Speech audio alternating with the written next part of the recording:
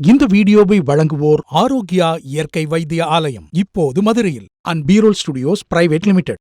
Hello YouTube நேயர்கள் அனைவருக்கும் வணக்கம். அரைக்கீரைன்னு அப்படின்னு சொன்னீங்கன்னா அதுக்கு நிறைய சில பெயர்கள் இருக்கு. அருக்கீரை, அரைக்கீரை, அரக்கீரை, கிள்ளுக்கீரை.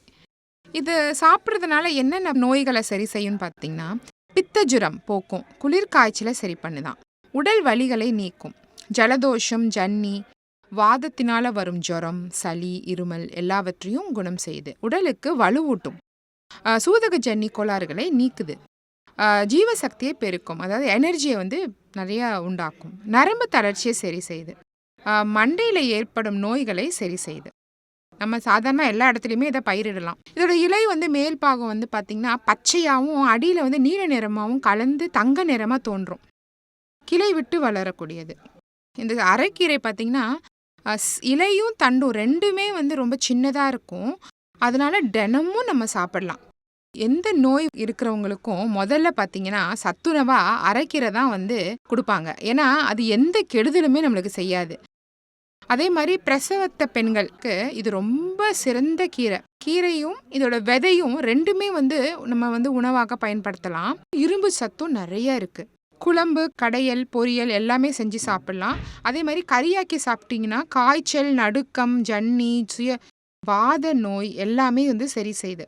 அரைக்கீரையோட கொஞ்சம் துவரம் பருப்பு சேர்த்து அதோட மிளகாயெல்லாம் தாளிச்சு போட்டு அதை வேக வச்சு சாப்பிடும் போது சளி இருமல், கப இருமல் இது எல்லாமே சரியாயிடுமா.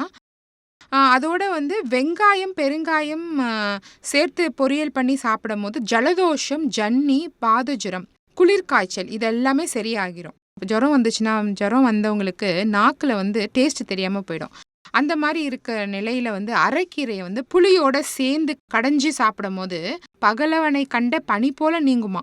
அதே மாதிரி வாதம், வாய்வு, உடல் வலிக்கு சுக்கு, பூண்டு, மிளகு, பெருங்காயம் சேர்த்து குழம்பு, கடையல், பொரியல் இதெல்லாம் செஞ்சு சாப்பிடும் போது அதை சரி பண்ணிடுது.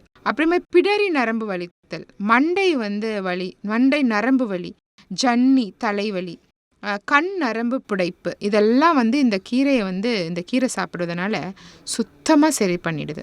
மாதவிடாய் காலத்தில் பெண்களுக்கு ஏற்படும் சூதக ஜன்னி கோளாறுகளை அரைக்கீரை சாப்பிட்றதுனால அப்படியே அடியோடு அழிச்சிரும். தவறான வழிகளில் உடற்சக்தியை இழந்தவர்களுக்கும் இந்த கீரை மருந்தாக பயன்படுகிறது. ஜீவசக்தியை பெருக்க வல்லது.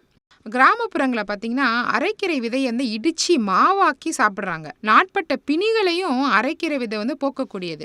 அரைக்கீரை விதையிலிருந்து தயாரிக்கப்படும் தைலம் கண்ணுக்கு ரொம்ப நல்லது. தலைமுடி நன்றாக கருப்பாக செழிப்பாக வளர்கிறதுக்கு உதவுது. சிறுவர் சிறுமியர் சுறுசுறுப்பாக மூளை வலிமை பெறவும், உடல் வலிமை அடையவும், சிறந்த நினைவாற்றலை பெறவும் வாரத்தில் இந்த கீரையை 2 முறை சாப்பிட்டீங்கன்னா ரொம்ப நல்லது. இந்த வீடியோ உங்களுக்கு பிடிச்சிருந்ததுன்னா லைக் பண்ணுங்க, ஷேர் பண்ணுங்க. மறந்துடாம வைத்தியன் யூடியூப் சேனலை சப்ஸ்கிரைப் பண்ணுங்க. அந்த பெல் பட்டனையும் கிளிக் பண்ணி வச்சுக்கிட்டீங்கன்னா நாங்கள் சென்ட் பண்ணுற எல்லா வீடியோவும் உங்களை உடனே சேரும்.